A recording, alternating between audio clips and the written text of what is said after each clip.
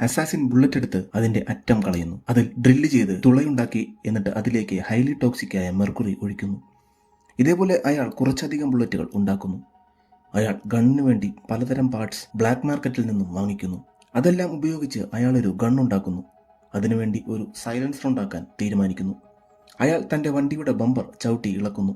എന്നിട്ട് ഒരു വർക്ക്ഷോപ്പിലേക്ക് പോകുന്നു. അവിടെ വെച്ച് അയാൾ സീക്രട്ടായി സൈലൻസറിന് വേണ്ട പാർട്സുകൾ മോഷ്ടിക്കുന്നു. വീട്ടിൽ തിരിച്ചെത്തി അയാൾ അതിൻ്റെ ഗിയർ ഇളക്കി മാറ്റി ബെയറിങ്സ് ഇളക്കിയെടുക്കുന്നു. അതിന് നടുവിലേക്ക് ഒരു സ്റ്റീൽ പ്ലേറ്റ് വെച്ച് ചുറ്റിക കൊണ്ട് അടിച്ച് ഷേപ്പാക്കി എടുക്കുന്നു.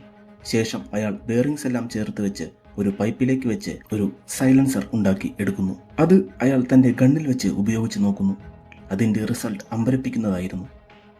ഗൺ ഷോട്ട് ഒട്ടും തന്നെ പുറത്തേക്ക് കേട്ടില്ല. അയാൾ താനുണ്ടാക്കിയ ഗൺ തൻ്റെ ബയർക്ക് വിൽക്കുന്നു. ആ സ്ത്രീ ഉടനെ ഗൺ പാർട്സ് എടുത്ത് അസംബിൾ ചെയ്യാൻ തുടങ്ങുന്നു. അയാൾക്ക് മനസ്സിലായി ഇവൾക്ക് ഇതിനെക്കുറിച്ച് വളരെ അറിവുണ്ടെന്ന്.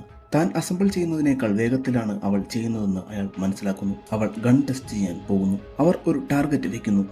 ഗൺ ലോഡ് ചെയ്ത് ഫയർ ചെയ്യുന്നു. എല്ലാ ഷോട്ട്സും കൃത്യമായി കൊള്ളുന്നു. ഗണ്ണിന്റെ സൈലൻസർ ടെസ്റ്റ് ചെയ്യാൻ ആ സ്ത്രീയെ നിർത്തി അയാൾ ഷൂട്ട് ചെയ്യുന്നു. അതിന്റെ ശബ്ദം വളരെ നേർത്തതായിരുന്നതുകൊണ്ട് ഏതു വശത്തു നിന്നാണ് ഷൂട്ട് ചെയ്തതെന്ന് മനസ്സിലാകുമായിരുന്നില്ല.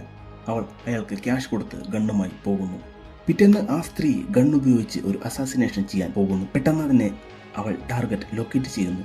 അവൾ കൊല്ലാൻ പോകുന്ന ആൾ വേറെ ആരുമായിരുന്നില്ല, അത് ആ ഗൺ ഉണ്ടാക്കിയെടുത്ത ആളായിരുന്നു.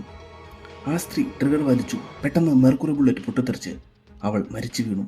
അയാൾക്ക് നേരത്തെ തന്നെ മനസ്സിലായിരുന്നു താൻ മുൻപ് വർക്ക് ചെയ്തിരുന്ന ഓർഗനൈസേഷൻ തന്നെ കൊല്ലാൻ തീരുമാനിച്ച വിവരം. അതിൽ നിന്നും രക്ഷപ്പെടാൻ അയാൾ തന്റെ ഭാര്യയുമൊത്ത് ഒരു കാട്ടിൽ ഒളിച്ചു താമസിക്കുകയായിരുന്നു. പക്ഷെ അവരുടെ സമാധാന ജീവിതത്തിന് ആയുസ് വളരെ കുറവായിരുന്നു. അയാൾ മഞ്ഞിൽ കാൽപ്പാടുകൾ കാണുന്നു. അയാൾക്ക് മനസ്സിലായി ആരോ അവരുടെ പുറകെ ഉണ്ടെന്ന്. പെട്ടെന്ന് ആരോ വെടിവെക്കുന്നു. അയാൾ ഷൂട്ടറിനെ കാണുന്നു. അയാൾ പതിയെ ചെന്ന് ഷൂട്ടറിനെ കൊല്ലുന്നു. പക്ഷെ പിന്നീട് അയാൾ ആരും ചെയ്യാത്ത ഒരു കാര്യം ചെയ്യുന്നു. അയാൾ ഭാര്യയോട് വീട്ടിലേക്ക് പോകാൻ പറയുന്നു.